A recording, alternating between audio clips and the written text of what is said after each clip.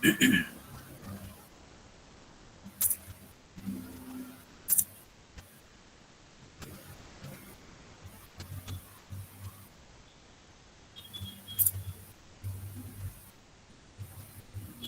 ver, muy buenos días, alumnas.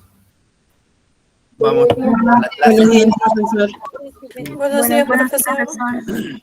Buenos días con todos. Vamos a iniciar la clase hoy día. Hoy día el tema es la estructura interna de la Tierra. Es decir, cómo está conformada, cómo es la composición de la Tierra internamente, ¿no?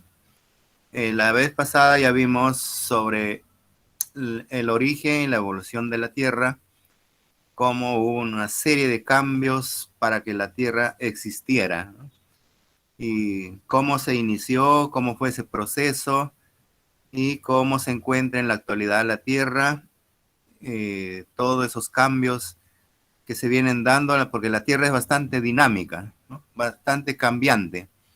Y esto posiblemente continúa hacia el futuro, cuál será el destino de la Tierra, ¿cierto? Pero ahora vamos a ver solamente la composición interna de la Tierra. A ver, ¿alguien me podría decir cuáles serían esas capas internas de la Tierra? Yo, profesor. El núcleo. A ver. Profesor, las capas son la corteza terrestre, que es la capa externa de la Tierra, y esa está conformada por la corteza continental y la corteza oceánica. El manto, que es la capa más gruesa de la Tierra y está formado por rocas. Y el núcleo, que es la parte más interna del planeta y se caracteriza por sus altas temperaturas. Muy bien, Diana. Profesor, yo. A ver. Yo, profesor. A ver. A ver. Pardo, profesor, Pardo. A ver, Bazán dijo, ¿no? Sí, Bazán, profesor. Bueno, La litosfera. A ver, un ratito. Bazán dijo. Sí, profesor. Ya, profesor, está compuesta por tres, ¿no? La corteza, el manto y el núcleo. Bueno, estas capas poseen diferentes composiciones químicas y un comportamiento geológico. Además, su naturaleza puede estudiarse a partir de la programación de ondas sísmicas en el interior del terrestre, ¿no? O sea, esto de los temblores, de los terremotos, las placas. Muy bien, Bazán. Hay otra que dijo Pardo creo. Pardo, luego Junco.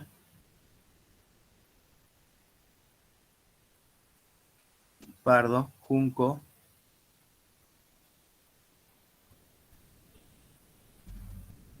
¿Nadie más? Profesor. Sí, profesor, yo Morales. A ver, Morales. Las capas de la Tierra vienen a ser la corteza, el manto superior, el manto que está en el medio, el núcleo externo y el núcleo interno. Morales, Providencia. La Tierra está compuesta por tres capas, que es la... A ver, sí. Sí, Profesor, ¿me estamos escucha? escuchando. Sí. Sí, escucho.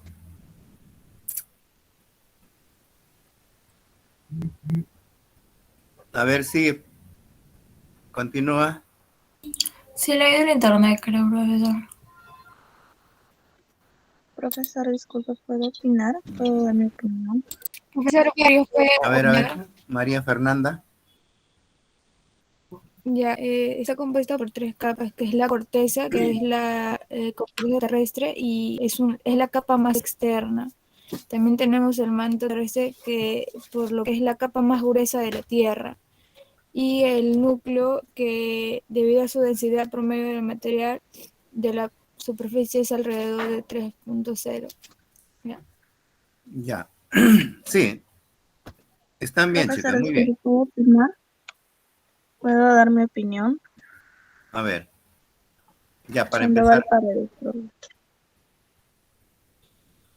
Sigue. Como usted preguntó, las capas internas de la Tierra sería el manto superior, la zona de transición, el manto inferior, el núcleo externo y el núcleo interno, profesor. Y la corteza. Y la corteza. Ya, muy bien. Ya, todo lo están mencionando, sí. Es cierto. Vamos a ver entonces la estructura interna de la Tierra. Está conformada por 3 capas que ustedes ya lo han dicho, ¿no? La corteza, el manto y el núcleo. En base a eso vamos a definir. Están observando la imagen, ¿sí? Sí, profesor. Sí, profesor. Muy bien. Sí, profesor. Sí, Ya, profesor. muy bien. Ahí tenemos la corteza de la capa más externa que cubre a la Tierra. Luego la parte media es el manto. Luego viene el núcleo. Hay un núcleo interno y externo, un manto superior, inferior, y la corteza también hay corteza oceánica y la corteza continental.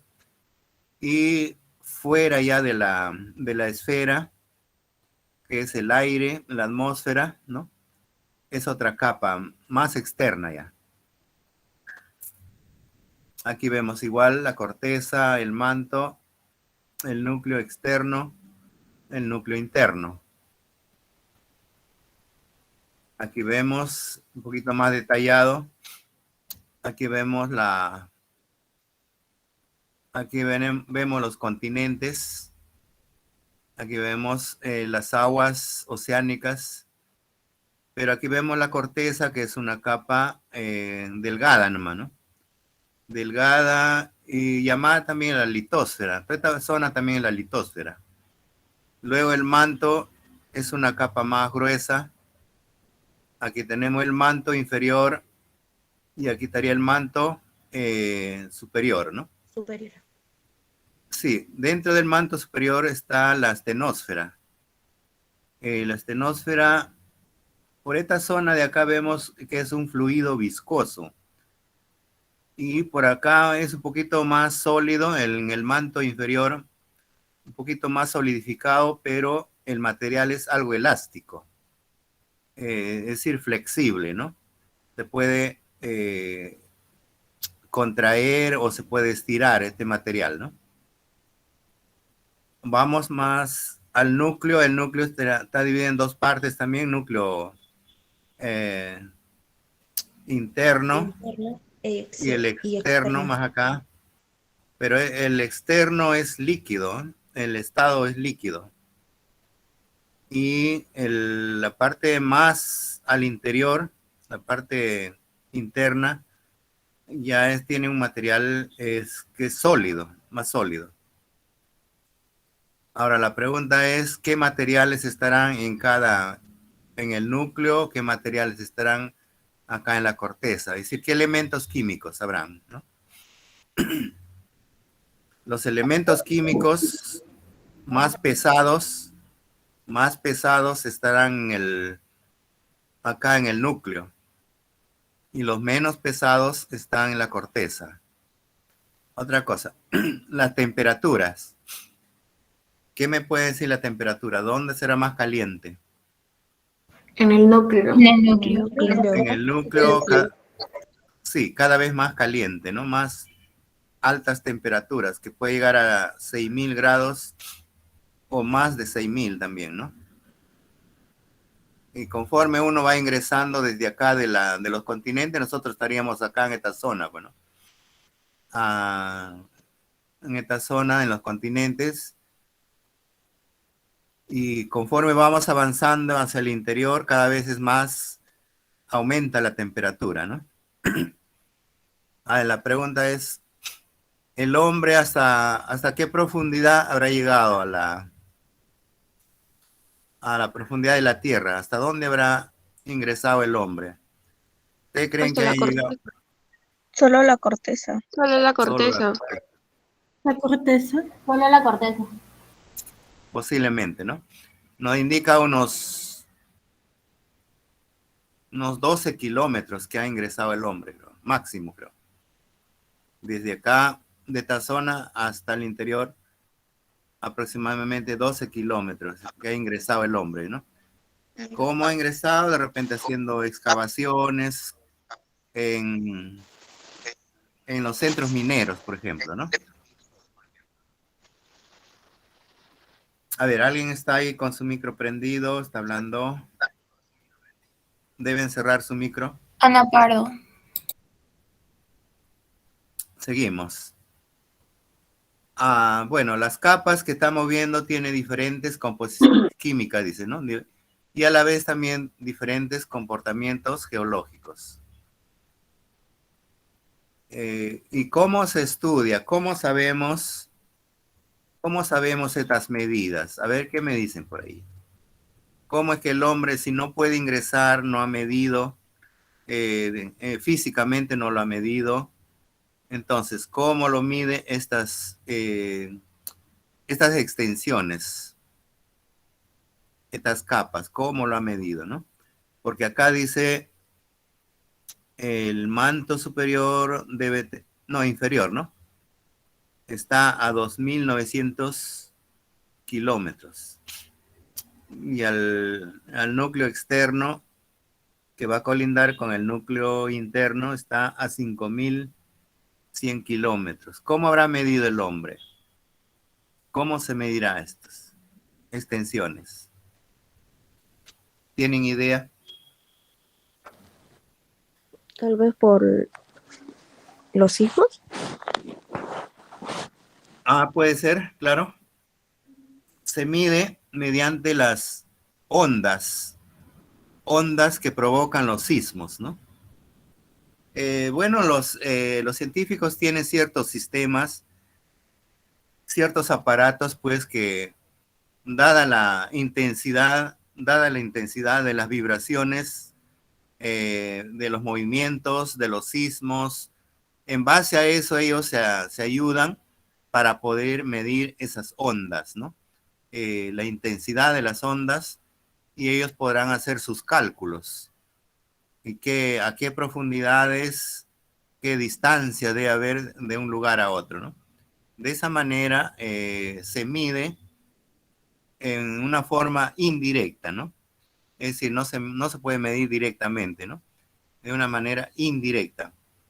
Así como los científicos pueden medir hacia el espacio, por ejemplo, pueden medir de acá de la Tierra, ¿cuánto pueden medir? ¿Cuántos kilómetros puede haber de acá hasta la Luna? ¿Cuántos kilómetros puede haber de aquí hasta Marte?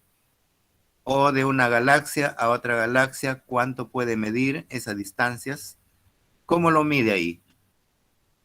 ¿Cómo medirían en el espacio? ¿En qué se basarían? Sería pues en la proyección de los rayos de la luz, ¿no? O sea, ellos miden la proyección, a cuánto viaja, cuánto es la velocidad de la luz, a cuánto llega a un lugar y que puede reflejarse, ¿no? Es decir, pueden enviar un rayo de luz a un cuerpo y ese cuerpo lo puede reflejar, y entonces eso lo pueden medir también por aparatos con sistemas, ¿no? Más sofisticados que tienen los científicos. Bien, chicos, entonces, dicho eso, vamos a continuar. Y entre capa y capa hay unas limitaciones. ¿Cómo se llama cada rayita que vemos acá? Cada limitación entre una capa y otra capa. A eso se llama Discontinuidades. discontinuidades. Discontinuidades, muy bien. Y cada una de estas discontinuidades tiene sus propios nombres, ¿no? Y eso lo habrán puesto por los científicos, los autores que han investigado, que han encontrado estas divisiones, ¿no? Estas divisiones. Ahí tiene sus nombres. Posiblemente sean pues los nombres de los mismos autores, de los mismos científicos que han determinado esas divisiones, esas porciones, ¿no? Ahora, la corteza terrestre dice que está compuesto por 9 elementos químicos. Y estos elementos químicos que se conocen que son alrededor de 105 elementos químicos, ¿no? Que existen en la naturaleza, ¿no? Ahora, dentro de ellos, 8 son los más abundantes, dice acá, ¿no? Más que todo estaría hablando de la corteza terrestre. ¿Qué elementos existen en mayor cantidad? En este orden, ¿no? En porcentaje. Vemos el oxígeno que hay en mayor cantidad, mayor porcentaje. Luego el silicio, aluminio, hierro, calcio. Y así hasta el magnesio, ¿no? Ya en menor cantidad, ¿no? Pero esto es en porcentaje. Observen, el oxígeno casi tiene el 50% casi de todos los elementos químicos. Y luego la cuarta parte estaría dado por el silicio. Hay gran cantidad que estarían formando pues las rocas, ¿no? Las rocas, la arena, el ripio, el suelo, ¿no? La tierra que vemos. Todo eso estaría formado por estos elementos químicos. Aquí vemos un poquito más detallado. Vemos la corteza. La corteza viene a ser todo esto, pero aquí tenemos la corteza continental que está por debajo de los continentes. Y la corteza oceánica que está por debajo de los océanos, debajo de los mares. Pero aquí vemos la litosfera. La litosfera también es parte de está por debajo de la corteza, ¿no? Esto viene a conformar las placas, también las placas tectónicas. Estas son formadas por rocas inmensas, capas inmensas, donde estas se pueden mover, ¿no? Aquí vemos que está dividido, uno que se va hacia abajo y el otro que está en forma horizontal. Entonces, estos pueden rozar con el tiempo, ¿no? Entre placas y placas. Por eso se producen los sismos. Cuando hay movimientos, esos rozamientos se puede dar porque la Tierra siempre está en constante movimiento, ¿no? Giran alrededor de su propio eje y la Tierra también está girando alrededor del Sol. Entonces hay un movimiento de rotación y movimiento de traslación también, ¿no? Y por esos cambios que se da, se pueden producir los movimientos, los roces de estas placas, ¿no? Y aquí puede haber fricción, y al haber fricción se emite calor, ¿no? Imaginen, cuando rozan dos rocas inmensas, tiene que haber aumento de temperatura, ¿no? Y por debajo está la astenosfera, por debajo de la litosfera está la astenosfera. La astenosfera ya es parte del manto superior. ¿Vemos? Bueno, la corteza de la capa más superficial de la Tierra es como una cáscara sólida que flota sobre el manto líquido. Está dividida en varios fragmentos, ¿no? Donde podemos encontrar las placas tectónicas, aquí dice. Existen dos tipos de corteza, tanto la oceánica y la continental, que hemos visto. La corteza continental, esta corteza que forma los continentes, ¿no? Está por debajo de los continentes también, ¿no? Y es la más gruesa que esta corteza es más gruesa que la oceánica, ¿no? La corteza continental está formada por 3 tipos de rocas. ¿Cuáles serán esos tipos de rocas? Son las ígneas, sedimentarias y también las metamórficas.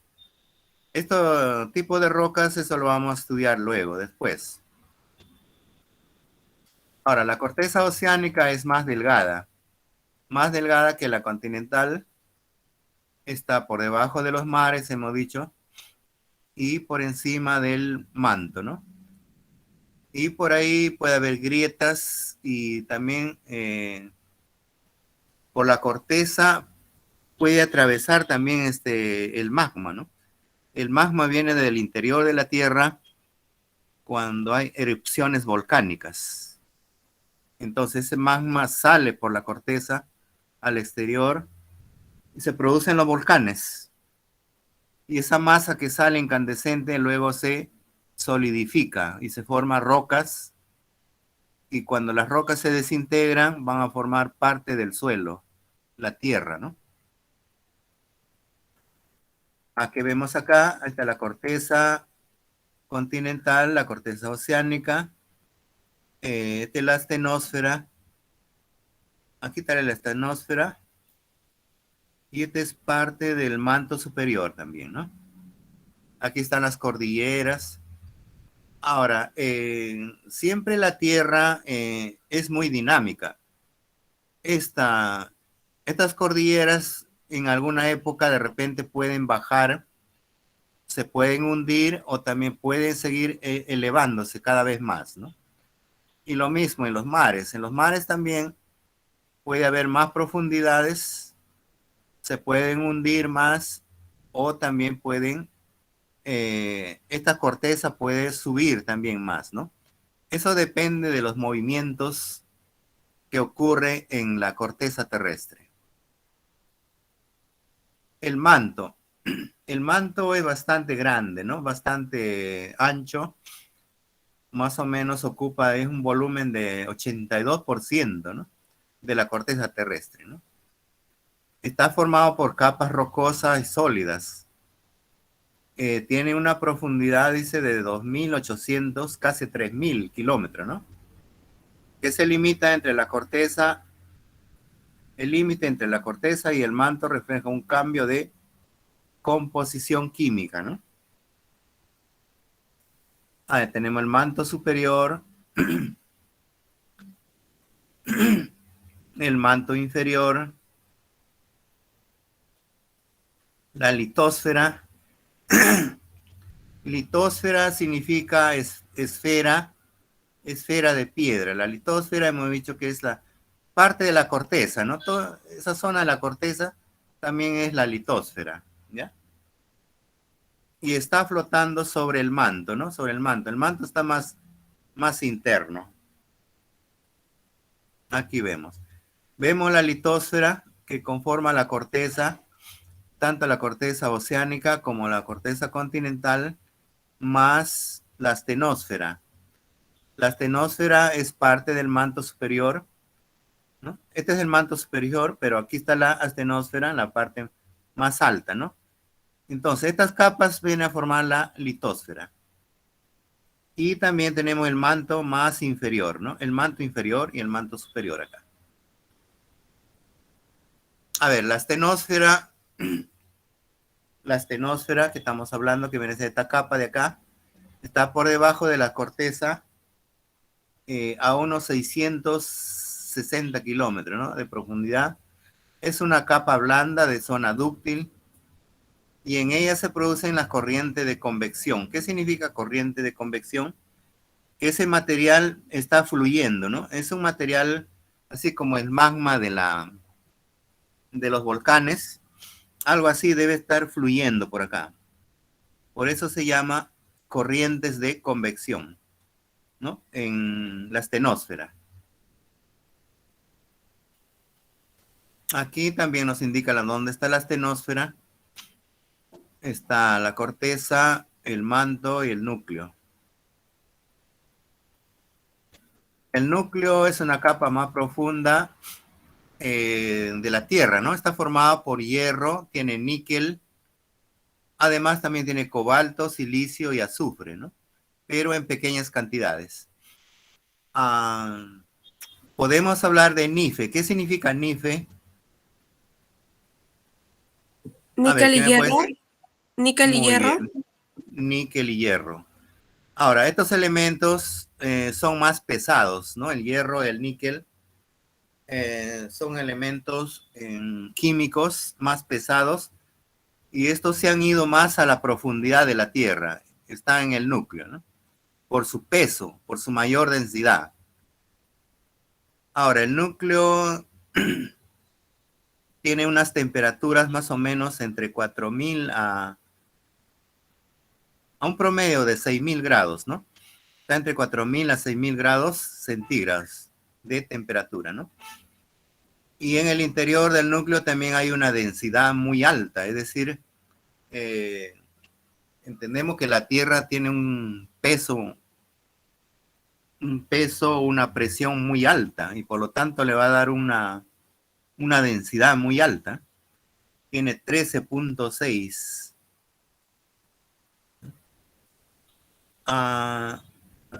El núcleo representa el 14% del volumen de la Tierra, dice, ¿no? El núcleo es una capa metálica que está conformada por hierro y níquel, y también hay otros elementos, pero en menores cantidades, que hemos dicho, ¿no? Hay un núcleo externo, es una capa líquida, fundida, más o menos tiene unos 2.270 kilómetros de espesor, ¿no?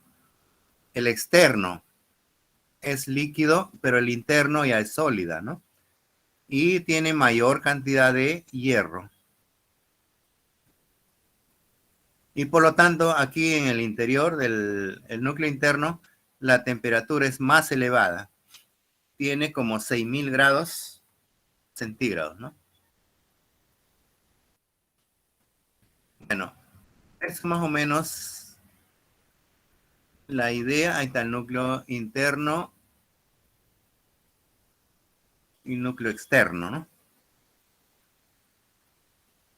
Aquí tenemos ciertas preguntas para que vayan estudiando cómo se origina, evoluciona la Tierra. Este es de la clase anterior, ¿no? Cómo se origina, evoluciona la Tierra, cómo se forman los continentes, cómo se forman los mares, qué significa la geología y qué nos indican pues las eras geológicas de la Tierra. Esto vayan viendo también, ¿ya? Vayan estudiando.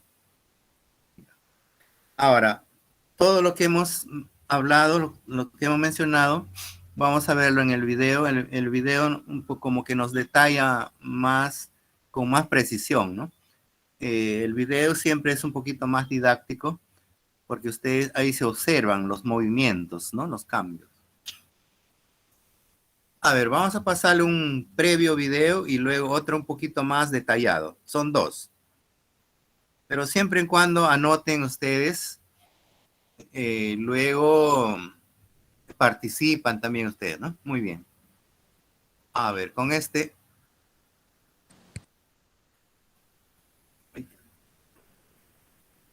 A ver, vamos a ver este.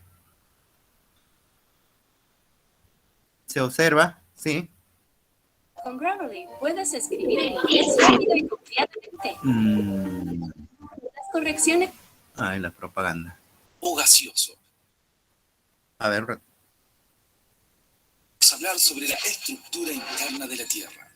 Bueno, decir que la Tierra está formada por numerosas capas y algunas son externas y otras internas, y se dividen en varios grupos según su estado: sólido, semilíquido, líquido o gaseoso. Y estas capas son las que veremos a continuación. ¿Se está observando, chicas? Sí, profesor. Sí, profesor. Por un lado tenemos al núcleo interno y Bien, al bien. núcleo externo. También tenemos al manto inferior y al manto exterior. Y también a la corteza continental y a la corteza oceánica. Veamos cada uno de ellos, comenzando con el núcleo. Bueno, decir que el núcleo es la capa más interna de la Tierra y está dividido en dos partes, el núcleo interno y el núcleo externo. Estas dos capas cuentan con una composición diferente y por esta razón se cuentan como separadas. Comencemos con el núcleo interno, que es este al cual señalaremos. Bueno, decir que es una esfera sólida de 1.218 kilómetros de radio situada en el centro de la Tierra. Está compuesta por una aleación o mezcla de hierro y níquel. El núcleo interno es sólido y no está en contacto con el manto, sino suspendido en el fundido núcleo externo. Continuamos con el núcleo externo. también lo señalaremos con una flecha en el gráfico. Bueno, decir que es una zona donde el hierro se encuentra en estado líquido. Este material es buen conductor de electricidad y circula a gran velocidad en toda su parte externa. A causa de ello, se producen las corrientes eléctricas que dan origen al campo magnético de la Tierra. Continuemos con el manto. Bueno, primero decir que el manto tiene como principal característica ser la capa más gruesa del planeta Tierra. Está dividido en dos partes, en el manto interno y en el manto externo. Y estas dos capas tienen sus diferencias, que son las que veremos a continuación. Comenzando con el manto interno, que también lo señalaremos con una flecha. Bueno, decir que contiene el 72,9% de la masa conjunta del manto y la corteza, y está probablemente compuesto principalmente por silicio, magnesio y oxígeno, y también contiene hierro, calcio y aluminio. Continuemos con el manto externo, que también lo señalaremos con una flecha. Bueno, decir que el manto externo contiene el 15,3% de la masa conjunta del manto y la corteza. Algunos fragmentos de esta capa han sido sacados a la luz por la erosión o desgaste de las cordilleras montañosas y erupciones volcánicas. Continuemos hablando de la corteza, que también la señalaremos con una flecha. Bueno, decir que la corteza, también llamada litósfera, es la capa donde vivimos nosotros. Es la más delgada y supone el 1% del total del planeta. Sus materiales son rígidos y particularmente las rocas son fundamentales. También decir que la corteza a su vez se divide en dos partes fundamentales, la corteza continental y oceánica, que las veremos a continuación. Comenzando con la corteza continental, que la señalaremos en este gráfico. Bueno, decir que forma los continentes. Tiene un espesor promedio de 35 kilómetros, pero puede alcanzar más de 70 kilómetros. Está compuesta por rocas como granito, basalto, pizarra y en menor proporción arcilla y caliza. Continuemos con la corteza oceánica, que también la señalaremos en el gráfico.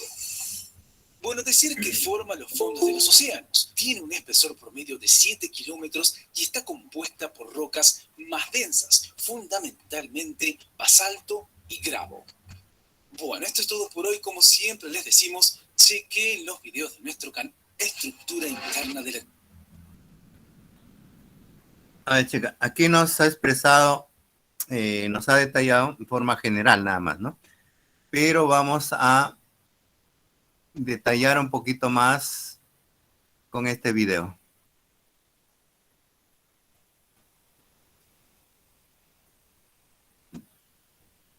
Durante una erupción. También puede ser denominado como lava. Los elementos que componen el magma también son parte de las diferentes capas geoesféricas terrestres. El cráter de un volcán es como una puerta hacia el interior de la Tierra. ¿Te imaginas estar cerca de una erupción volcánica? O peor aún, en el borde del mismo cráter. Qué miedo, ¿verdad? Eso sí debe ser muy similar a estar en el infierno. ¿Qué te parece si para ambientar pongo música diabólica, música infernal, música del diablo? Uy, qué miedo.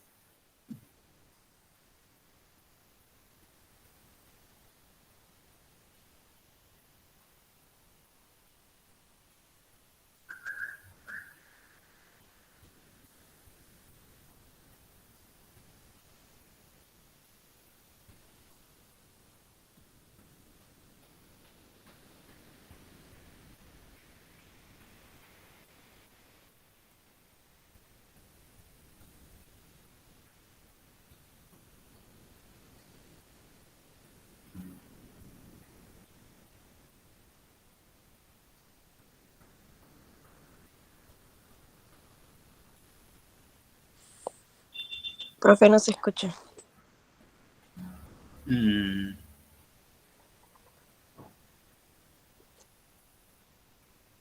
A ver.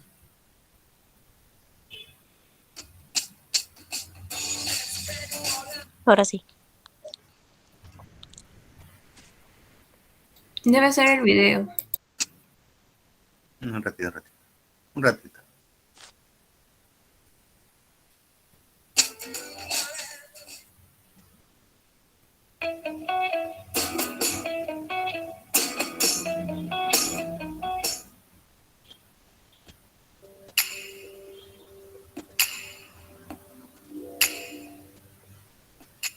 Hola seguidores y seguidoras del canal de YouTube de No Me Toques las Ciencias. Vamos allá con un nuevo vídeo que trata acerca de la estructura y la dinámica de nuestro planeta Tierra. Para estudiar nuestro planeta lo podemos hacer desde dos puntos de vista. Por una parte nos podemos centrar en la estructura interna del planeta, es decir, averiguar cómo es nuestro planeta por dentro, es decir, qué capas lo forman, qué materiales, etc. Y por otra parte podemos estudiar nuestro planeta desde el punto de vista de su dinámica interna, es decir, qué ocurre dentro de nuestro planeta. El planeta Tierra es un planeta geológicamente activo, está vivo por dentro y ocurren una serie de cosas que al final tienen repercusiones en el exterior. Sin embargo, en este vídeo nos vamos a centrar en la primera parte. Vamos a conocer solamente la estructura interna del planeta. Te animo a que consultes otros vídeos en los que hablemos de la segunda parte. Sobre nuestro planeta nos podemos hacer varias preguntas. Quizá la más complicada de todas es predecir el futuro de nuestro planeta, pero sí que podemos saber quién es y de dónde viene. Para ello nos tenemos que remontar a hace miles de millones de años. Tras el Big Bang se crearon una gran cantidad de nebulosas y de galaxias en todo el universo.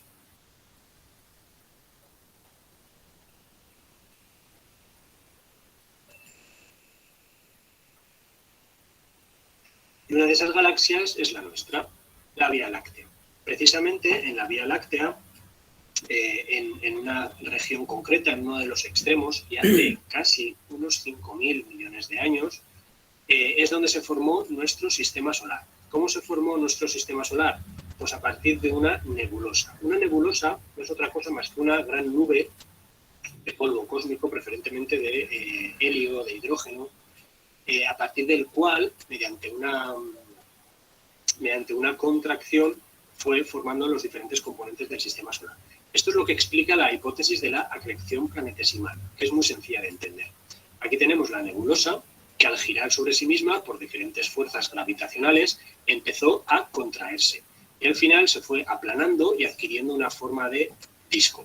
Por efecto de la gravedad, en el centro de este disco se fue concentrando una gran cantidad de átomos de hidrógeno y de helio. Y esto provocó una gran cantidad de explosiones termonucleares y una elevada temperatura, de tal manera que se fueran concentrando todos estos materiales hasta formar un cuerpo mucho más compacto que sería nuestro Sol primitivo, nuestra estrella central. Y es alrededor del Sol al cual gravitarían una gran cantidad de partículas sólidas, ya diferentes de hidrógeno y de helio, se trata sobre todo de hierro, silicio, magnesio, etcétera, que fueron colisionando entre sí y por efecto de la gravedad se fueron compactando, dando lugar a unas estructuras cada vez más grandes, formándose los planetas que conocemos hoy en día. Nuestro sistema solar, ya lo conocéis, está formado por 4 planetas rocosos, que son los más internos y que están más cerca del Sol: Mercurio, Venus, Tierra y Marte. Y después tenemos unos 4 planetas exteriores, también conocidos como planetas gaseosos, ya que no tienen la misma naturaleza que los internos, que son Júpiter, Saturno, Urano y Neptuno. Además de la distancia al Sol, se diferencian en otra serie de características en las que no nos vamos a centrar ahora, porque estamos viendo simplemente cómo se formó nuestro sistema solar y cuáles son los cuerpos más característicos. Por ejemplo, también podríamos destacar los cinturones de asteroides, uno entre Marte y Júpiter y otro más allá de Neptuno, de los cuales de ambos cinturones parten un montón de meteoritos que van colisionando con el resto de planetas. Pero bueno, no nos vamos a centrar en conocer el sistema solar en general, mucho menos el universo. Simplemente nos vamos a centrar en nuestro planeta.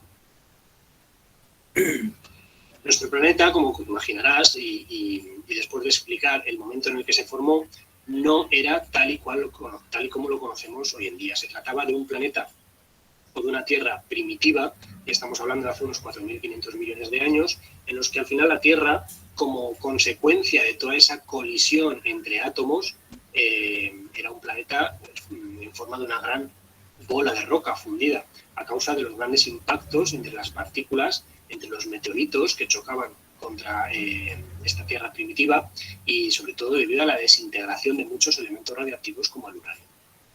Sí que es cierto que esta bola, conforme se iba consumiendo y conforme se iba enfriando, lo primero que se formó fue la geosfera que conocemos hoy en día. Y es que los materiales que formaban esta gran bola de fuego se fueron enfriando de fuera hacia adentro. Y además se fueron ordenando por su densidad. Los materiales más ligeros quedaban en la superficie y los que eran más densos iban cayendo hacia el centro de la Tierra debido a la fuerza de la gravedad. Los materiales que quedaban más en la superficie, los más ligeros, eran sobre todo silicatos, y otros materiales muchos más densos eran, por ejemplo, el hierro. De esta manera se fue formando la corteza, el manto y el núcleo, que son los tres componentes principales de la geosfera y que son los que vamos a estudiar muy a fondo en este vídeo. Mientras la geosfera se iba enfriando, había una serie de gases que se iban desprendiendo hacia el exterior, sobre todo hidrógeno y helio. Estos gases, al desprenderse hacia el exterior y debido a la fuerza de la gravedad que estaba ejerciendo ya esta gran Tierra primitiva, pues se quedaron atrapados cerca de la superficie. Y es lo que se conoce hoy en día como la atmósfera. Además, otros gases como el dióxido de carbono y el agua quedaron atrapados en la corteza, que se iba endureciendo, que se iba solidificando. Y a través de una serie de grietas o a través de fisuras o volcanes iban saliendo al exterior y se sumaban a los componentes gaseosos de la antigua o de la atmósfera primitiva. Cuando se acumuló una gran cantidad de vapor de agua en la hidrosfera, y dado que la temperatura del planeta iba disminuyendo, sobre todo la más externa, debido a que ya la corteza estaba solidificada y por lo tanto la temperatura era más baja, pues todo el vapor de agua que teníamos en nuestra atmósfera primitiva se fue condensando, generando una gran cantidad de lluvias, unas intensas lluvias que poco a poco fueron inundando la superficie de la corteza y formando los mares y océanos primitivos. El último componente de nuestro planeta Tierra que apareció fue evidentemente la biosfera. Y es que la distancia al Sol y una serie de condiciones físicas y químicas que solo hay en el planeta Tierra, estoy hablando evidentemente dentro del sistema solar, no sabemos qué habrá más allá de nuestro sistema solar, pero es verdad que en nuestro planeta Tierra se dieron una serie de circunstancias que favorecieron la aparición de la vida, cuyas mayores consecuencias fueron sobre todo la oxigenación de la atmósfera, ya que en la atmósfera primitiva el oxígeno no estaba. Pero a partir de los organismos autótrofos, pues a través de la fotosíntesis, generaron la elevada cantidad de oxígeno que tenemos hoy en nuestra atmósfera. Sin embargo, en este vídeo vamos a olvidar el resto de componentes que hemos analizado ahora y nos vamos a centrar exclusivamente en la geosfera, en el interior de nuestro planeta. Lo primero que nos vamos a preguntar, siempre que estemos hablando de estructura interna de la Tierra, es precisamente cómo sabemos cómo es el interior del planeta Tierra si no hemos conseguido acceder a él. De hecho, lo máximo que se ha calculado, más o menos, que hemos conseguido profundizar en la corteza de nuestro planeta es aproximadamente unos 10 o unos 12 kilómetros de profundidad. Algo insignificante comparado con los miles de kilómetros de profundidad que tiene el radio de nuestro planeta. Es precisamente gracias a los sismogramas y a los sismógrafos la manera que tenemos de conocer cómo es el interior de nuestro planeta. Para estudiar y conocer el interior de la Tierra, los geólogos lo que hacen es recurrir a los terremotos. Y gracias a los sismógrafos pues podemos ver qué es lo que está pasando en el interior. De la misma manera que, por ejemplo, en medicina se recurre a tecnologías como pueden ser los rayos X, los escáneres o las ecografías. En este caso, los geólogos lo que utilizan es el sismógrafo, que es un aparato que va a detectar los terremotos. los terremotos evidentemente vienen del interior del planeta Tierra. Entonces, si sabemos qué es lo que viene y por qué viene, pues nosotros podremos detectar qué es lo que hay en el interior. Un sismógrafo es un mecanismo, o tiene un mecanismo muy sencillo de entender. Tenemos un rollo giratorio en el que hay un papel y sobre ese papel hay un marcador colgado de un peso que es muy sensible, de tal manera que ante cualquier movimiento que haya y que repercuta sobre esa base sólida, pues el peso se va a mover. Y el marcador que va acoplado al peso va a dibujar una serie de ondas.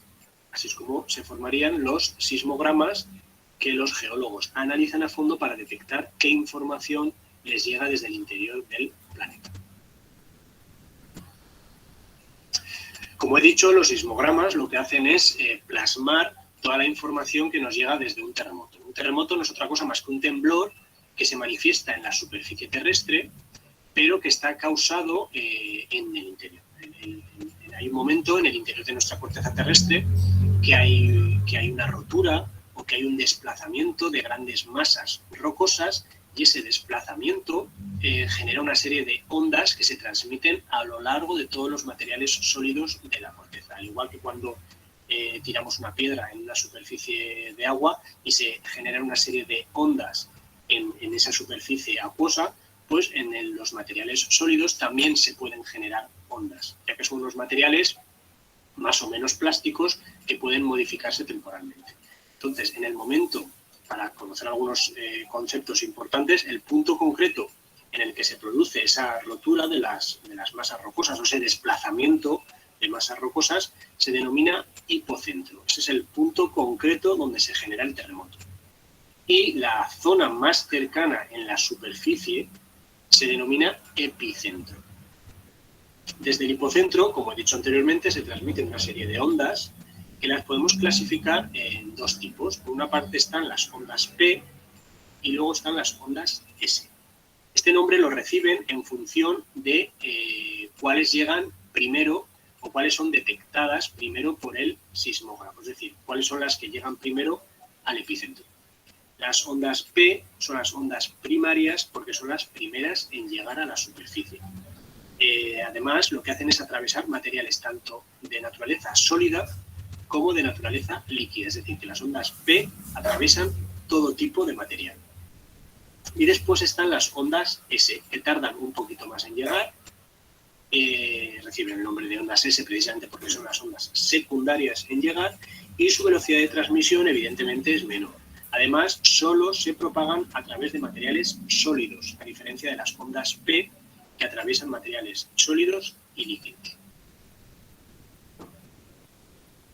Otra diferencia muy importante entre las ondas P y las ondas S es la que se representa en este esquema. Las ondas P precisamente son las primeras en ser detectadas por el sismógrafo porque la manera que tienen de comprimir y descomprimir los materiales se realiza en la misma dirección que la dirección de transmisión de la onda. Como veis, en este caso la onda se está transmitiendo de izquierda a derecha y los materiales se comprimen y se descomprimen en el mismo plano, en la misma dirección. Por eso avanzan.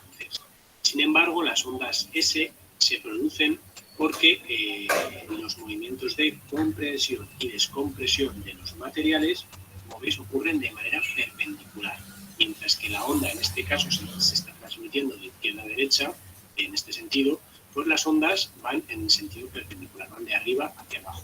Y por esto las ondas S se retrasan un poquito más en el camino y son las segundas en llegar. Cuando las ondas pasan de una capa de la Tierra a otra, que especialmente tiene diferente composición o diferente comportamiento, pues la velocidad de la onda y la dirección también. Esto ocurre con todas las ondas. Es un proceso físico que se da en cualquier tipo de ondas de diferente naturaleza. Por ejemplo, el sonido, que también se transmite a través de ondas, también actúa de la misma manera. Si nosotros enviamos un sonido y esas ondas de sonido chocan o cambian de material de transmisión, es decir, en vez de aire atraviesan el agua, pues en este caso la dirección de la onda de sonido cambia, no se mantiene, sino que en este caso cambia. Aparte de que hay otra onda que también es reflejada. Pues en el caso de las ondas sísmicas ocurre exactamente lo mismo. Si nos fijamos en esta imagen, a partir del hipocentro se van a transmitir ondas en todos los sentidos. Pues fijaros en estas dos ondas que están seleccionadas, una que va en esta dirección y otra que va en esta dirección. En el caso de esta primera onda, como veis, solamente atraviesa el mismo tipo de material. Este material gris, que pertenece a una naturaleza de tipo de roca, y por lo tanto la onda no cambia de dirección, dado que no atraviesa ningún tipo de... ya que atraviesa el mismo tipo de material. La onda mantiene la misma amplitud y llega directa hasta la capa más externa. Pero, por ejemplo, en esta otra onda que escapa por aquí, como veis, sí que va a atravesar dos tipos de materiales. Va a cruzar todo este material que es de roca y luego va a encontrarse con este nuevo material, que es un material más blando, de sedimentos, y hasta llegar al exterior. Por lo tanto, en este caso, la onda, como al igual que ocurría en este caso, que cambiábamos de material, pasábamos del aire al agua, y por lo tanto la onda de sonido cambiaba de dirección, pues en este caso la onda sísmica también cambia. Como es el interior de nuestro planeta, pero solamente en función de su composición química, es decir, en función de las rocas que forman el interior de nuestro planeta. Pero la estructura interna de la Tierra también se puede analizar mediante un modelo geodinámico, es decir, analizando el estado físico de las capas que forman el interior de nuestro planeta y cómo es su respuesta ante las fuerzas que se van transmitiendo, ante las ondas que se van transmitiendo por el interior de nuestro planeta. Nos vamos a centrar inicialmente en el modelo geoquímico, que es quizá el más sencillo y el que habrás estudiado en otros años. Según el modelo geoquímico, la estructura interna de nuestro planeta se divide en tres capas: corteza, manto y núcleo. Y además el manto también se divide en manto superior, manto inferior, núcleo externo y núcleo interno.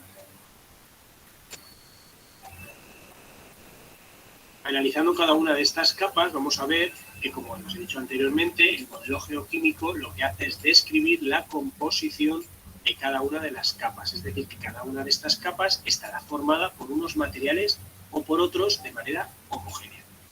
Si empezamos con la corteza, que es la capa más fina de aproximadamente unos 10 o 70 kilómetros, según estemos hablando de una corteza oceánica o de una corteza continental, hay que decir que está formada exclusivamente, o mayoritariamente, mejor dicho, por silicatos de aluminio. Además, según su formación y su composición, como os he dicho anteriormente, es de dos tipos. Está la corteza continental, que es la que forma los continentes, y está la corteza oceánica, que es la que forma el fondo de los océanos. La corteza continental mayoritariamente está formada por una roca denominada granito, seguramente que es fácilmente reconocible por todos vosotros.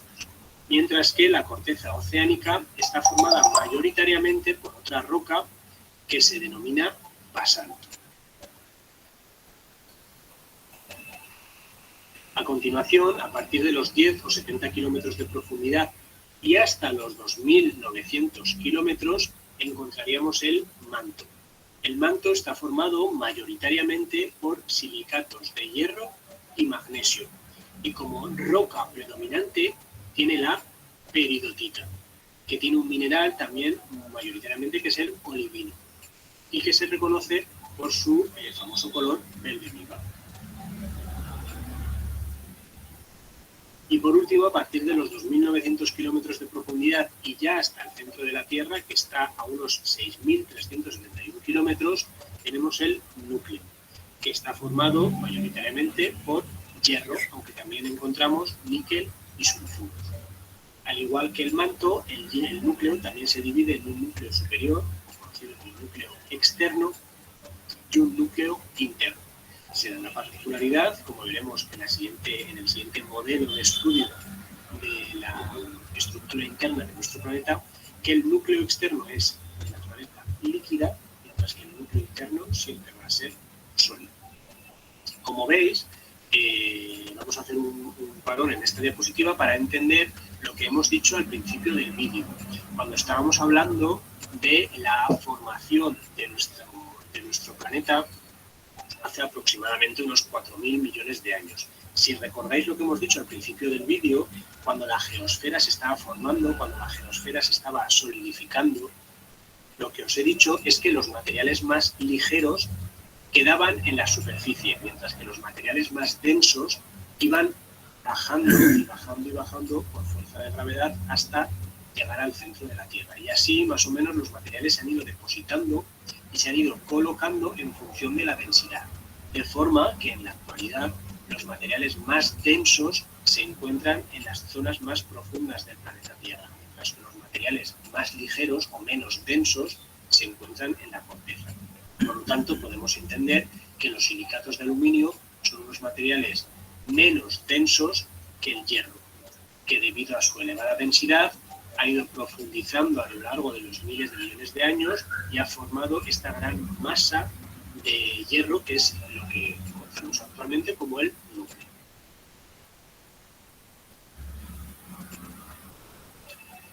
¿Cómo sabemos de qué materiales está formado todo todos los componentes de nuestro planeta? Pues como os he dicho anteriormente, analizando los sismogramas. Si os fijáis, y aquí tenemos un sismograma que representa cómo se transmiten las ondas a través de todas las capas de nuestro planeta, como veis podemos detectar que tanto las ondas P como las ondas S, bueno, primero para centrarnos un poco en esta gráfica, como veis en el eje de las X tenemos las profundidades, tenemos representada la profundidad de nuestro planeta, de tal manera que justo aquí serían los 0 metros, la superficie, y como veis vamos adentrándonos hasta aproximadamente los 6.000 kilómetros de profundidad que tiene nuestro planeta, ¿vale? Todo esto sería el radio de nuestro planeta. Mientras que en el eje de la Y tenemos la velocidad de transmisión de las ondas, cómo se transmiten de rápido. Pues bien, si nos fijamos en esta onda que ha quedado registrada, detectamos que en este caso se transmiten muy rápido, su velocidad disminuye un poco, se vuelven a transmitir muy rápido, pero luego ya cada vez más lenta. Se estabiliza su velocidad, el cambio de velocidad se va estabilizando, hasta que llega un momento en el que la velocidad de las ondas disminuye bruscamente y otra vez vuelve a aumentar levemente, hasta que llega otro momento en el que aumenta mucho para estabilizarse de nuevo. Como veis, las ondas P, y como dijimos en diapositivas anteriores, se transmiten tanto en materiales sólidos como en materiales líquidos. Pues los diferentes comportamientos de esta onda no nos hace otra cosa más que darnos pistas acerca de que cada vez que esta onda cambia es porque está atravesando un material diferente. Si aquí de repente la onda sube mucho, es porque está atravesando un material que permite que la onda aumente mucho de velocidad. Y si de repente baja, es porque se está produciendo un cambio de materiales, un cambio entre la corteza y el manto. Precisamente aquí es donde se determina ese cambio de materiales entre la corteza, que sería esta distancia tan pequeñita, y después ya el manto, que empezaría aquí. Y entonces esa discontinuidad, ese cambio entre materiales, ese cambio entre capas, entre la corteza y el manto superior, es lo que se conoce como discontinuidad. Las discontinuidades son varias a lo largo de toda la profundidad de nuestro planeta y no hacen otra cosa más que evidenciar un cambio entre una capa y otra, porque evidentemente están formadas por materiales distintos. Además, esas discontinuidades las han descubierto diferentes sismólogos o diferentes geólogos a lo largo de la historia. Esta primera discontinuidad fue establecida por Adrian Mohorovic y por eso recibe su propio nombre, la discontinuidad en Mohorovic.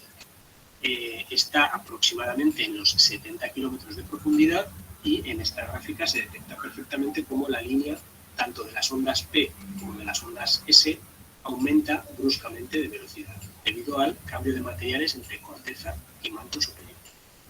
La siguiente discontinuidad es la discontinuidad de Repetit y se detecta aproximadamente, aquí se ve que en este caso se produce un pequeño cambio en la transmisión de la onda P y en este caso también otro pequeño escalón.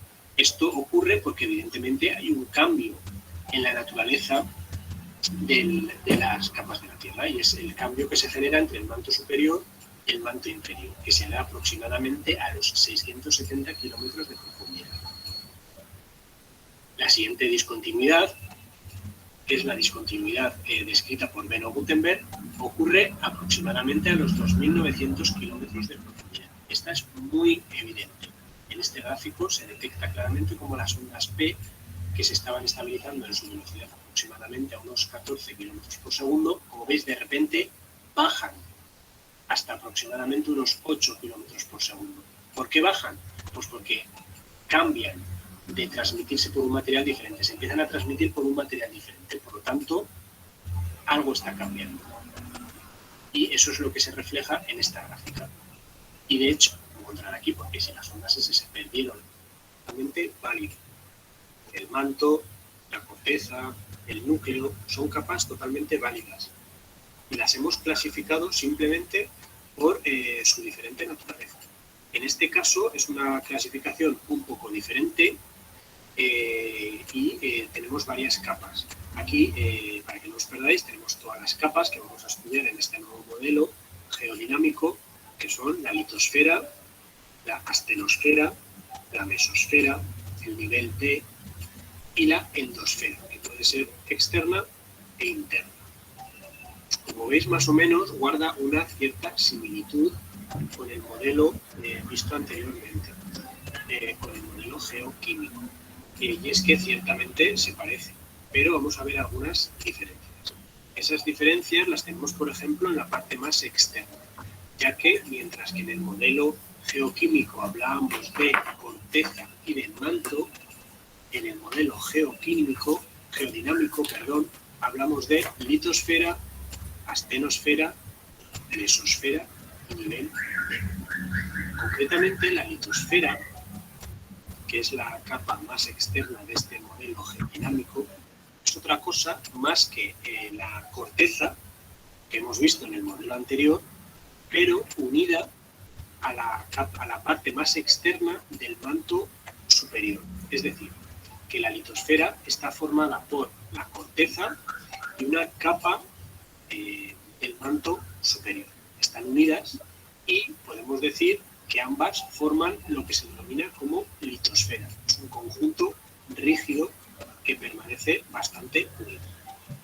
Al igual que había corteza oceánica y corteza continental, pues también vamos a tener litosfera oceánica y litosfera continental. Ya que la litosfera es la corteza más la capa más superficial del manto superior, el resto del manto superior recibe un nombre diferente, que es la astenosfera. La astenosfera, por tanto, es el resto del manto superior que no se une a la corteza, que por lo tanto no forma parte de la litosfera. Es una capa un poquito más plástica y que es capaz de fundir con facilidad. Para entender un poquito más todos estos conceptos que acabamos de ver entre litosfera, astenosfera, etcétera, etcétera, aquí tenemos una imagen muy buena en la que se mezclan todos los conceptos: litosfera, astenosfera, manto, corteza, etcétera.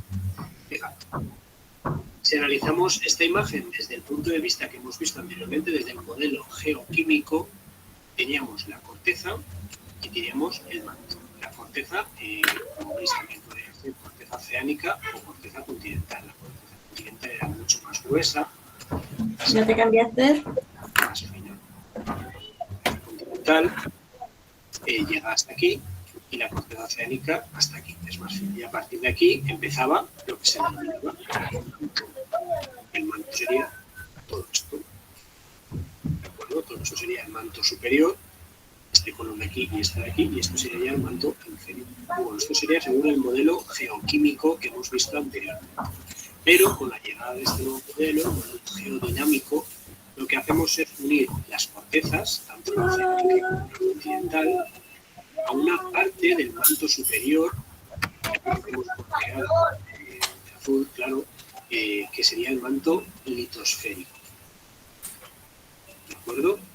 Separamos un trozo del manto superior, que sería todo esto. Pues este manto litosférico unido a las cortezas, tanto continental como oceánica, conforman lo que se denomina como litosfera. Así que litosfera continental es corteza continental más manto litosférico, es un trozo del manto superior. Y la litosfera oceánica es la corteza oceánica más el manto litosférico, que es la parte superior del manto superior. Y por debajo de la litosfera, como hemos dicho anteriormente, tenemos la astenosfera. ¿Qué es la astenosfera? Pues el resto de manto que nos queda, el resto de manto superior que nos queda, que sería todo este, lo que ya no es manto litosférico. El manto litosférico forma parte de la litosfera. Entonces la astenosfera es el resto del manto superior. Luego ya por debajo sería el manto inferior, según como hemos visto anteriormente en el modelo geoquímico. Ya por debajo de la astenosfera tendríamos la mesosfera. La mesosfera se corresponde exactamente igual con el manto inferior que hemos visto en el modelo geoquímico anterior, excepto la parte más baja. La mesosfera es más sólida, pero es capaz de fluir muy lentamente, aproximadamente unos pocos centímetros al año.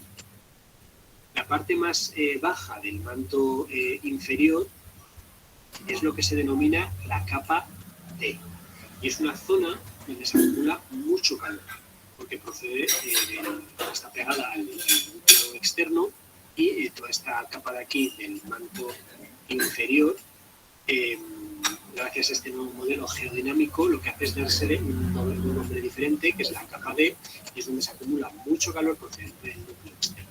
Lo que hace esta capa es ser un poquito más fluida, y de ella lo que hacen es escapar materiales, escapar magma muy caliente que va ascendiendo y que va cruzando toda la mesosfera. Por lo tanto, en este segundo bloque de capas del modelo geodinámico destacamos la mesosfera, que se corresponde con todo el manto superior, con todo el manto inferior que hemos visto anteriormente, excepto la parte más baja, que es el nivel D, o la capa D.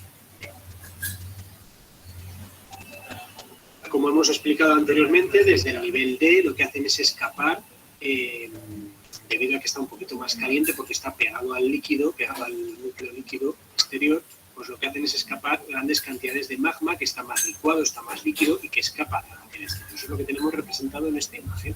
Aquí tendríamos la capa D, el núcleo externo que queda por debajo, que está mucho más caliente que el manto inferior, y en la capa D se forman determinadas acumulaciones de magma que se licuan mucho más y que empiezan a ascender.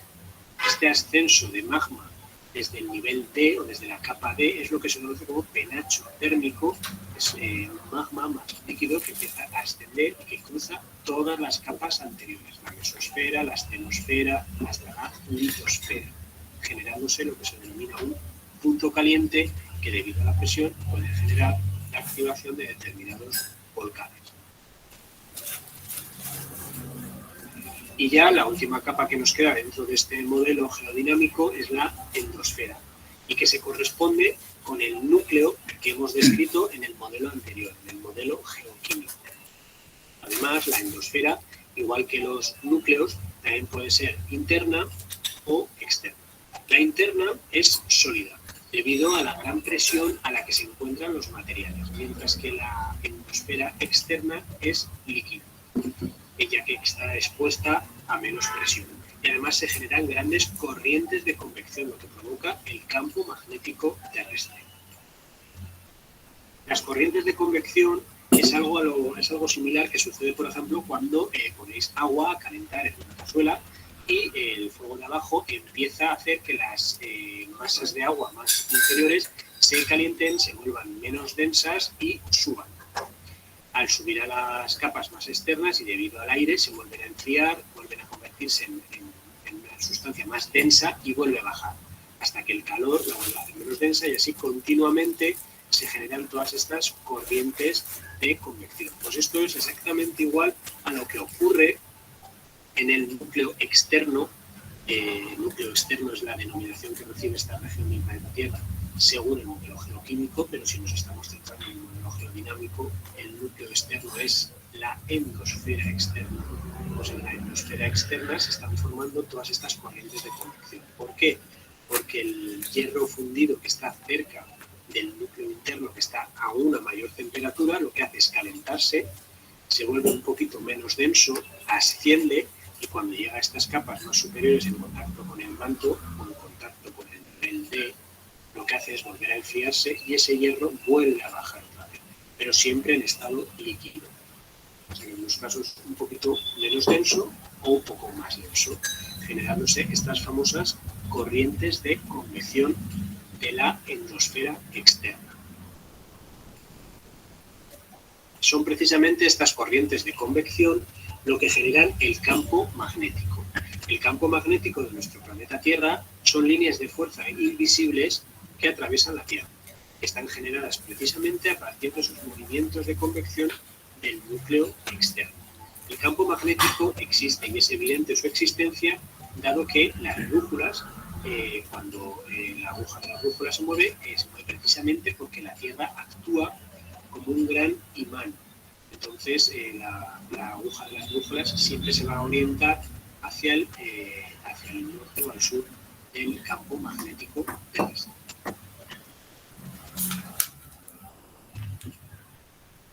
Además, el campo magnético nos defiende de las partículas energéticas del viento solar que proceden de nuestra estrella. Estas partículas son muy negativas para los seres vivos, pero son frenadas, como podéis ver en esta imagen, por el campo magnético. Entonces, estas partículas se desplazan sin acceder directamente sobre la Tierra y además se pueden visualizar desde los polos de la Tierra, creándose los famosos efectos de las auroras boreales.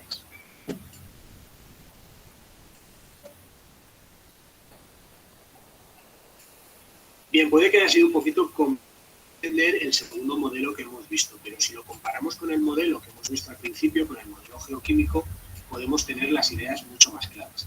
Aquí estamos comparando el modelo geoquímico que hemos visto al principio, que es el clásico de toda la vida, que vosotros ya conoceríais de cursos anteriores, con el modelo geodinámico que hemos visto en este curso por primera vez.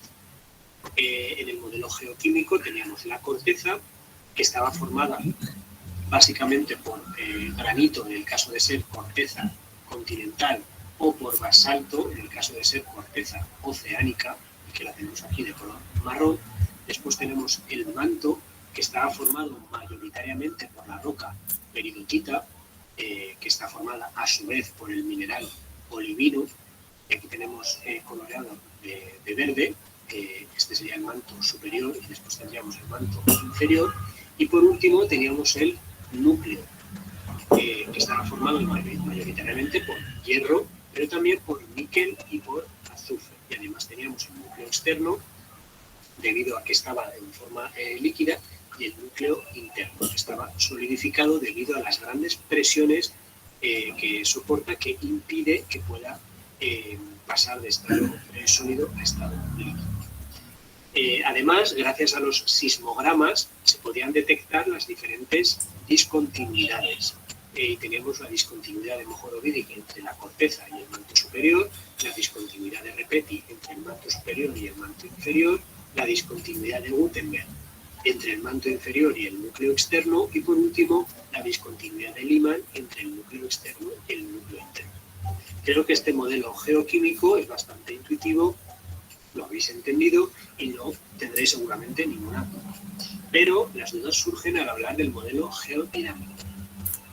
Pero es fácil comparar ahora un modelo con otro y sacar conclusiones acerca de las diferentes capas del modelo geodinámico. Fijaros, vamos a llamar litosfera a una capa muy sólida y rígida, que lo que hace es corresponderse con la corteza y con la parte más superior del manto superior.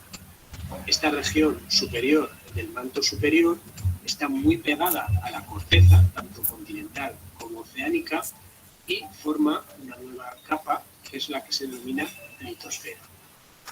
Después, el resto del manto superior recibe el nombre de astenosfera. Además es una capa un poquito más plástica y más deformable que la litosfera, que era mucho más rígida. De ahí viene esta nueva clasificación en este modelo geodinámico. Después, al manto inferior del modelo geoquímico se le puede llamar también mesosfera, ya que estamos hablando de lo mismo. La mesosfera, al igual que el manto inferior, es una capa también sólida, pero que fluye muy poco a poco.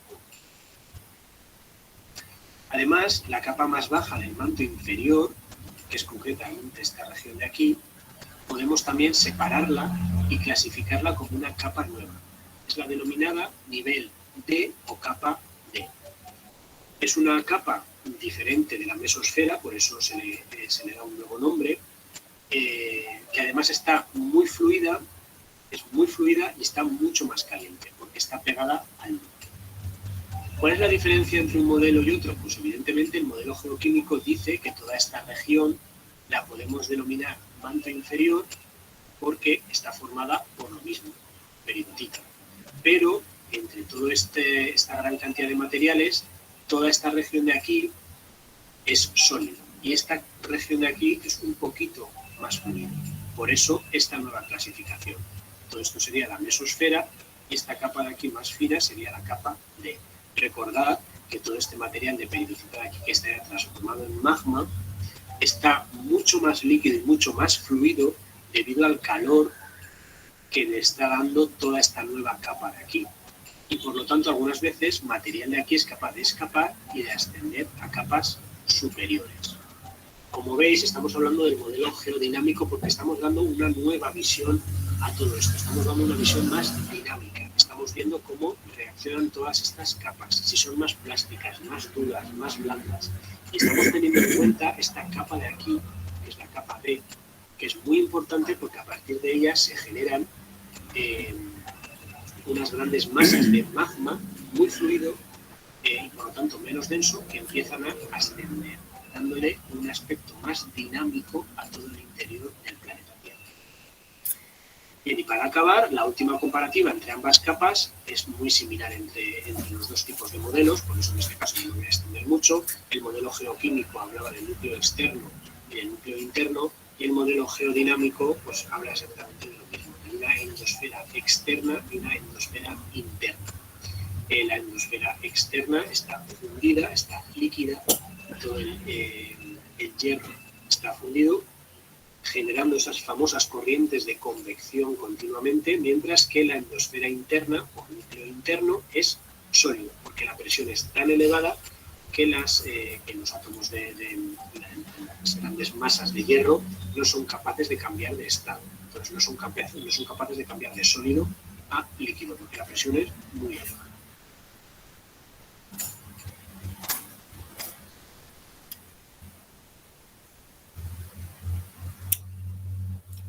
Muy bien, alumnas. Yo pienso que ahora creo que ya van a comprender mejor, han entendido mejor con los modelos que nos ha dado sobre la estructura interna de la Tierra. Hay un modelo geoquímico y geodinámico, ¿no? En sí viene a ser casi lo mismo, sino que cambia a veces de pequeñas particularidades, ¿no? Tanto en la estructura, el tipo de material y las capas, ¿no? Casi viene a ser lo mismo.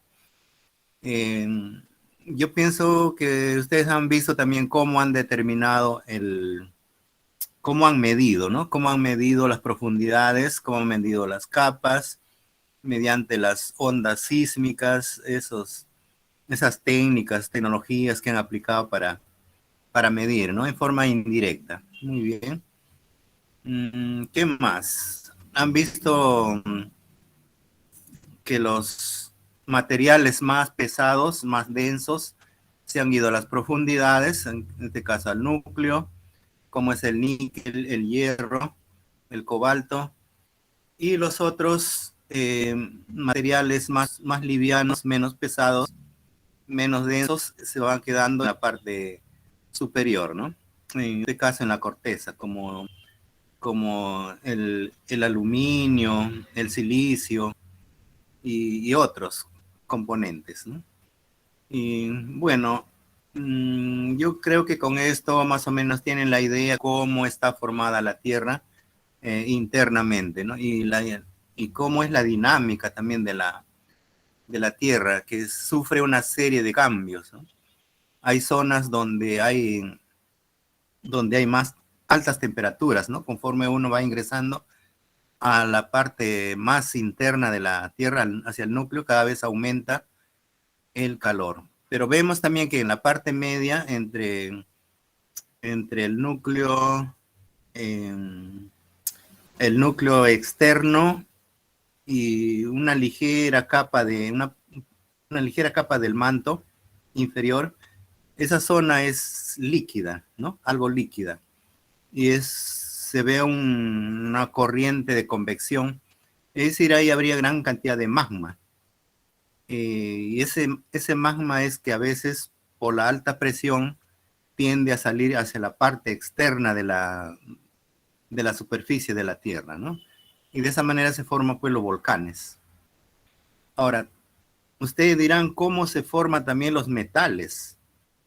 Los metales, los átomos pueden cambiar de protones, electrones, neutrones, debido a las presiones que tiene, debido a las temperaturas, pueden variar. Y de esa manera se pueden crear de repente, ¿no? Como el oro, la plata, el cobre, van formando nuevos,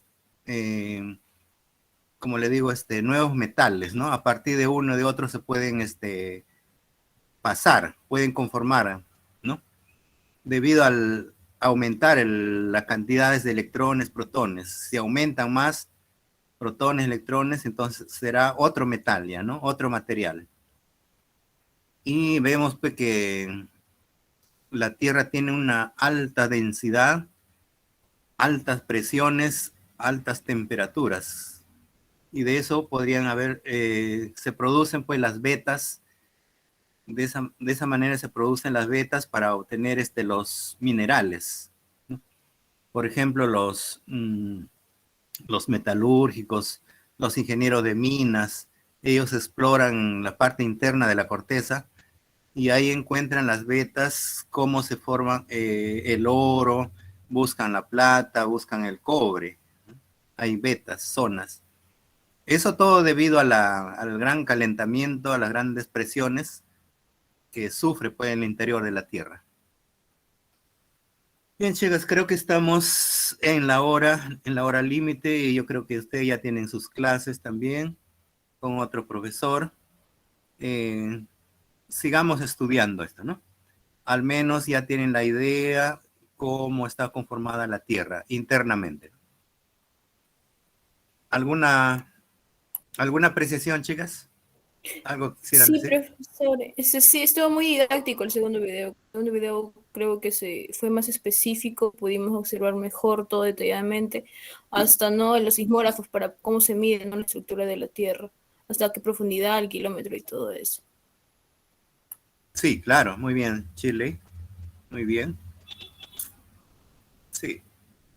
Creo que ahí nos quedamos. Nos veremos en las próximas sesiones. Bien, chicas. Hasta luego, profesor. Ya, Hasta luego. Cuídese, Está bien, Ya, que le vaya profesor, bien. cuídese. Muchas gracias. Gracias, Que le profesor. vaya bien a todas. Hasta luego, Nos vemos. profesor. Hasta luego, profesor. Hasta luego a todas. Hasta luego.